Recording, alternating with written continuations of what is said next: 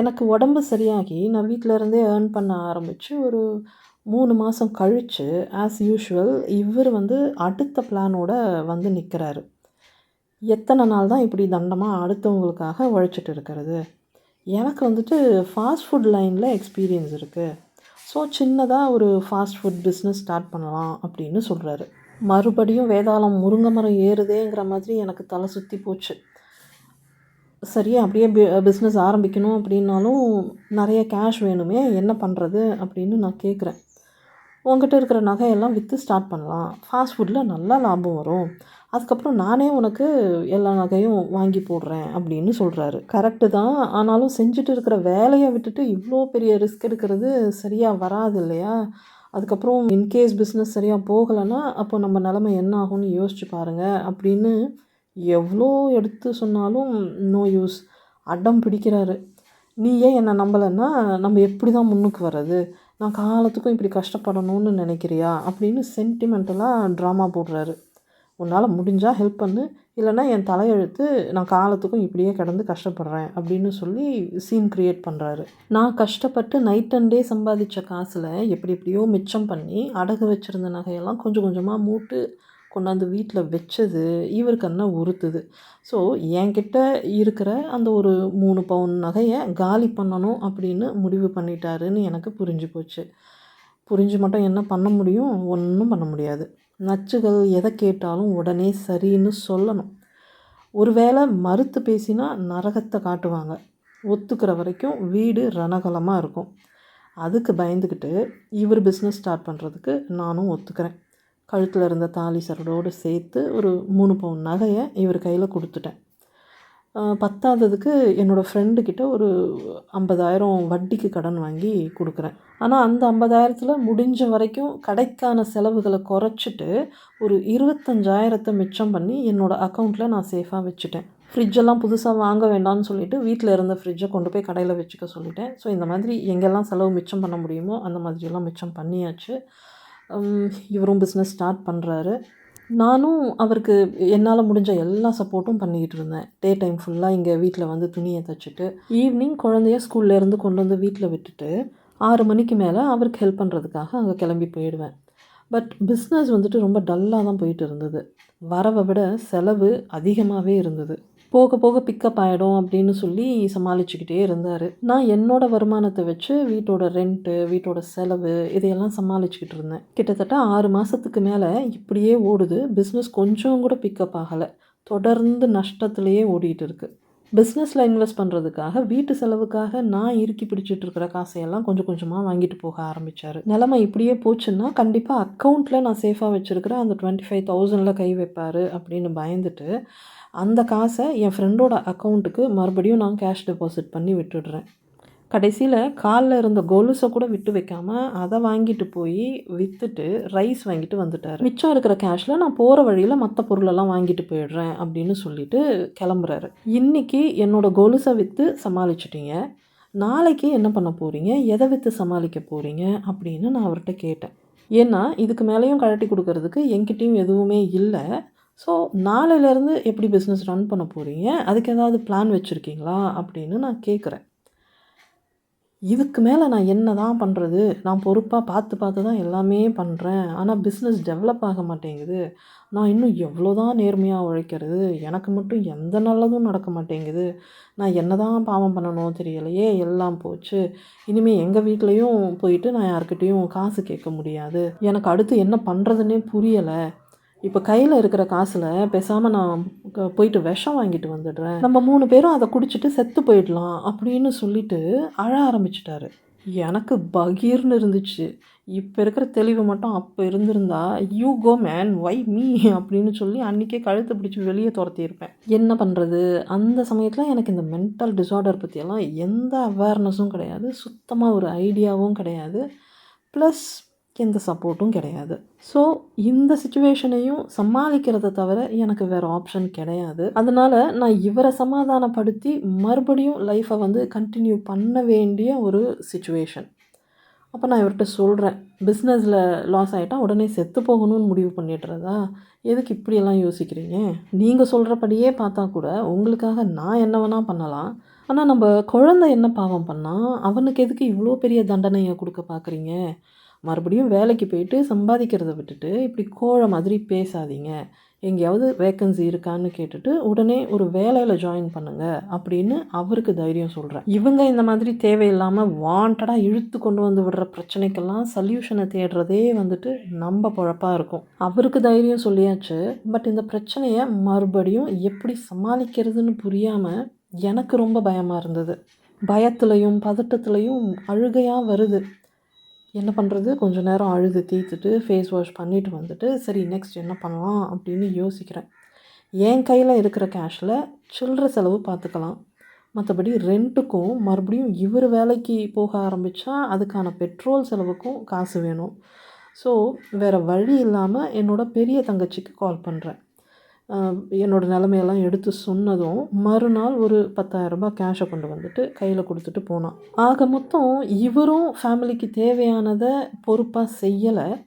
என்கிட்ட இருக்கிறத வச்சு என்னையும் பொறுப்பாக எதையும் செய்ய விடலை. மொத்தத்தில் என்னை வந்து கௌரவமாக வாழவே விடலை. அப்பப்போ இவர் பண்ணுற இந்த மாதிரி நஷ்டத்துக்கெல்லாம் வந்துட்டு காசுக்காக மற்றவங்க கிட்ட கையேந்தி நிற்கிற நிலைமைக்கு இவர் என்னை ஆளாக்கிக்கிட்டே இருப்பார். இவர் கேட்குறத செய்யாமல் விட்டால் வேறு மாதிரி பிரச்சனை வரும், செஞ்சால் இந்த மாதிரி பிரச்சனை வரும். எப்படியோ தங்கச்சி கொண்டு வந்து கொடுத்த காசை வச்சு அந்த மாத செலவையெல்லாம் நான் வந்துட்டு சரி பண்ணுறேன். கடையை ஒரு வழியாக காலி பண்ணியாச்சு. அப்புறம் அந்த கடைக்காக கொடுத்துருந்த அட்வான்ஸ் அமௌண்ட் வந்துட்டு அக்ரிமெண்ட் படி 3 மாதம் கழித்து தான் கைக்கு வரும். இவர் மறுபடியும் ஃபீல்டு எக்ஸிக்யூட்டிவாக வேறு ஒரு புது கம்பெனியில் வேலைக்கு ஜாயின் பண்ணுறாரு. இந்த பிரச்சனையெல்லாம் ஒரு பக்கம் கொஞ்சம் கொஞ்சமாக சால்வ் பண்ணிட்டு இருக்கும்போது கரெக்டாக நாங்கள் ஸ்டே பண்ணியிருந்த வீட்டோட ஹவுஸ் ஓனர் வந்துட்டு அடுத்த மாதத்துலேருந்து வீட்டோட வாடகையை 500 ஏற்றியிருக்கேன் அப்படின்னு சொல்கிறாரு. ஆல்ரெடி 4,000 வாடகை கொடுத்துட்ருந்தோம். நெக்ஸ்ட் மந்த்லேருந்து 4,500 கொடுக்கணும். அந்த சமயத்தில் எனக்கு என்ன தோணுச்சுன்னா, இந்த மனுஷனை வச்சுக்கிட்டு சிட்டிக்குள்ளே இவ்வளோ வாடகையெல்லாம் கொடுத்து நம்மளால் வாழ முடியாது அப்படின்னு ஃபீல் ஆச்சு. அதனால் அவுட்டரில் வீடு பார்த்துட்டு போனால் கொஞ்சம் செலவை வந்து மிச்சம் பண்ணலாம் அப்படின்னு யோசிச்சுட்டு இருந்தேன். குழந்தை அப்போது 3rd ஸ்டாண்டர்ட் படிச்சுக்கிட்டு இருந்தான். ஸோ அவனோட அகாடமிக் இயர் வந்து முடியறதுக்கு இன்னும் ஒரு 3-4 மந்த்ஸ் இருந்தது. அதுக்கேற்றபடி பிளான் பண்ணிக்கலாம் அப்படின்னு யோசிச்சுட்டு இருந்தேன். அரவுண்ட் ஜனவரி 2015 வந்துட்டு ஒரு நாள் குழந்தைய கூட்டிகிட்டு வரதுக்காக ஈவினிங் நான் கீழே இறங்கி போகிறேன். அப்போது மெயின் கேட்டுக்குள்ளே ஒரு லெட்டர் இருந்துச்சு. யாருக்கு வந்திருக்குன்னு எடுத்து பார்க்கும்போது இவரோட பேர் போட்டு முத்தூட் ஃபைனான்ஸ்லேருந்து அந்த லெட்டர் வந்திருந்தது. அடுத்து என்ன 7.5 கூட்டியிருக்காரோ தெரியலையே அப்படின்னு பதட்டத்தோடு அந்த லெட்டரை பிரித்து பார்க்குறேன். இன்ட்ரெஸ்ட் பே பண்ணலைன்னு சொல்லி நோட்டீஸ் அனுப்பியிருக்காங்க. 20 கிராம் நகையை அடமானம் வச்சுருக்காரு. சார்ஜஸ் எல்லாம் போட்டு 41,000க்கு பில் அனுப்பியிருக்காங்க. அடுத்த இடி தலையில் இறங்குது. ஆஸ் யூஷுவல் இந்த கடனையும் எதுக்காக எப்போ வாங்கினார்னே தெரியலை. ஸ்கூலுக்கு போயிட்டு குழந்தைய கூட்டிகிட்டு வந்துட்டு இவருக்கு கால் பண்ணி உடனே வீட்டுக்கு வர சொல்கிறேன். அவரும் கொஞ்சம் நேரம் கழித்து வீட்டுக்கு வர்றாரு. வந்தவர்கிட்ட அந்த லெட்டரை காட்டி இந்த கடன் எதுக்கு வாங்கினீங்க அப்படின்னு கேட்குறேன். ஆஸ் யூஷுவல் எந்த பதிலும் கிடையாது. கல் மாதிரி சைலண்ட்டாக உட்காந்துட்டு இருக்காரு. எப்படி கேட்டாலும் வாயை திறந்து ஒரு பதில் சொல்ல மாட்டேங்கிறாரு. இது யாரோட நகை, அதை மட்டுமாவது சொல்லுங்கள் அப்படின்னு கேட்டதும் எங்கள் அம்மாவோட நகை அப்படின்னு அதுக்கு மட்டும் பதில் சொன்னார். இவ்வளோ பெரிய அமௌண்ட்டுக்கு இப்போ நம்ம எங்கே போகிறது? இந்த நகையை மூட்டு கொடுக்கலன்னா உங்கள் அம்மா சும்மா இருப்பாங்களா அப்படின்னு நான் அவர்கிட்ட கேட்குறேன். அதுக்கும் பதில் சொல்ல மாட்டேங்கிறாரு. இவர்கிட்ட பேசி பிரயோஜனம் இல்லைன்னு சொல்லிட்டு நான் டைரெக்டாக அவங்க அம்மாவுக்கு கால் பண்ணி என்ன காரணத்தை சொல்லி உங்ககிட்ட இருந்து இந்த நகையை வாங்கிட்டு போனார் அப்படின்னு கேட்குறேன். உனக்கு வைத்தியம் பார்க்க காசு வேணும்னு சொல்லி தான் வாங்கிட்டு போனான் அப்படின்னு அவங்க சொல்கிறாங்க. மறுபடியும் இன்னொரு பகீர் மொமெண்ட். உண்மை என்னென்னா, எனக்கு உடம்பு முடியாமல் கிடந்த அந்த டைமில் அண்ணா நகர் ஆர்ச்கிட்ட இருக்கிற ஒரு கவர்மெண்ட் சித்தா ஹாஸ்பிட்டலில் தான் நான் ட்ரீட்மெண்ட் எடுத்துக்கிட்டேன். மெடிசன் எல்லாமே ஃப்ரீயாக கொடுத்துருவாங்க. ஒரு பைசா செலவு கிடையாது. இவர் பைக்கில் போயிட்டு வர்றதுக்கு பெட்ரோலுக்கு மட்டும்தான் செலவாகும். பட் இவர் என்னோடய வைத்தியத்துக்கு செலவுக்கு காசு வேணும் அப்படின்னு அவங்க அம்மா கிட்ட பொய் சொல்லி இந்த மாதிரி நகையை வாங்கிட்டு வந்திருக்காரு. அவர் உங்ககிட்ட இந்த மாதிரியெல்லாம் வந்து நகையை கேட்டால் கொடுக்காதீங்க, கொடுக்கறதுக்கு முன்னாடி என்கிட்ட ஒரு வார்த்தை கேளுங்கன்னு ஏற்கனவே நான் பல தடவை உங்ககிட்ட சொல்லியிருக்கேன் இல்லையா? அதையெல்லாம் காதுலயே வாங்காம, மறுபடியும் இந்த மாதிரி 2½ பவுன் நகைய தூக்கி குடுத்துருக்கீங்க. நான் அவ்ளோ முடியாம கடந்தப்பவும் என்ன கவர்மெண்ட் ஹாஸ்பிட்டலுக்கு கூட்டிட்டு போய் தான் இவரு வைத்தியம் பார்த்தாரு. என் வைத்தியத்துக்கு இந்த காசுலருந்து ஒரு பைசா கூட அவரு செலவு பண்ணல. வேற என்ன செலவுக்கு வாங்குனாருன்னு நீங்களே கேளுங்க அப்படின்னு சொல்றேன். அப்போ என் புள்ள என்கிட்ட பொய் சொல்றான்னு சொல்றியா? நீ ரொம்ப யோக்கியமா? பெத்த புள்ள கஷ்டம்னு சொல்லிட்டு வந்து காசு கேட்குறான். நான் எப்படி குடுக்காம இருக்க முடியும்? அப்படின்னு என்னையே திரும்ப கேட்குறாங்க. தத்து பித்துன்னு பேசுறாங்க. அவரு பொய் சொல்லி உங்ககிட்ட காசு வாங்கியிருக்காருன்னு சொல்றேன். அவரு செஞ்ச தப்ப தட்டி கேட்காம நீங்களே இப்படி பொறுப்பு இல்லாம பேசுனா, உங்க புள்ள வேற எப்படி இருப்பாரு? நீங்க அவரு செய்ற தப்பையெல்லாம் தட்டி கேட்காம செல்லம் குடுக்கறதுனால தான் இப்படி தறுதலையா சுத்திட்டு இருக்காரு அப்படின்னு அவங்கள கத்திட்டு நான் கால் கட் பண்ணிட்டேன். அவங்க உடனே புள்ளையோட நம்பருக்கு கால் பண்றாங்க. இவரு கால் அட்டெண்ட் பண்ணிட்டு அம்மான்னு சொல்லிட்டு ஓன்னு அழறாரு. இவங்களோட ட்ராமாவ பார்க்கவே சகிக்கல. ஒரு வழியா பேசி முடிச்சு இவரு கால் கட் பண்ணதும் நான் மறுபடியும் அவர்கிட்ட கேட்குறேன். என்னோட வைத்திய செலவுக்கு தேவைப்படுதுன்னு சொல்லி உங்க அம்மாகிட்ட பொய் சொல்லி நகைய வாங்கிட்டு வந்து அடமானம் வச்சிருக்கீங்க. ஆனா அந்த காசுல நீங்க எனக்காக ஒரு பைசா கூட செலவு பண்ணல அப்படிங்கிறது உங்களுக்கே தெரியும். அப்போ அந்த காசையெல்லாம் என்ன பண்ணீங்க? அப்படின்னு நான் இவர்ட்ட கேட்குறேன். கேட்ட கேள்விக்கு நேரடியா பதில் சொல்றத விட்டுட்டு ஓன்னு கத்த ஆரம்பிச்சுட்டாரு. எதுக்கு என்ன இப்படி போட்டு டார்ச்சர் பண்ற? நான் செத்து போயிட்டா உனக்கு நிம்மதியா இருக்குமா? அப்படின்னு சம்மந்தமே இல்லாம ஏதேதோ பேசுறாரு. ஓடி போய் குடத்துல இருந்த தண்ணிய எடுத்துட்டு வந்துட்டு அப்படியே அவரோட தலையில கவுத்துக்கிட்டாரு. என்ன நடக்குதுன்னு நான் யோசிச்சு சுதாரிக்கிறதுக்குள்ள குக்கரோட மூடிய எடுத்துக்கிட்டு வந்து தலையில அடிச்சுக்க போறாரு. அவ்வளோதான், நான் பதறி போய் அவர் கையில இருந்த குக்கர் மூடிய போராடி புடுங்கி வச்சுட்டு அவரோட காலை பிடிச்சிக்கிட்டு அழ ஆரம்பிச்சிட்டேன். நான் தெரியாம கேட்டுட்டேன். என்ன மன்னிச்சுடுங்க. இனிமே இத பத்தி நான் பேசவே மாட்டேன்னு கெஞ்சி கதர்றேன். அப்பவும் இவரு சமாதானம் ஆக மாட்டேங்கிறாரு. ஈரமா இருந்த தரையில படுத்துக்கிட்டு பொரள்றாரு. இப்ப நெனச்சு பார்த்தா எனக்கு சிரிப்பு தான் வருது. உன் மண்டைய உடைச்சுக்கிட்டு நீ எக்கேடோ கெட்டுப்போ! நீயாச்சு உன் மண்டையாச்சுன்னு சொல்லி அன்னைக்கே நான் குழந்தைய கூட்டிட்டு தப்பிச்சு ஓடியிருக்கலாம். பட் என்ன பண்ணுறது? வழி இல்லையே. என்ன பண்ணுறதுன்னே புரியாமல் குழம்பி போய் மறுபடியும் அங்கேயே ஸ்டக் ஆகி நிற்கிறேன்.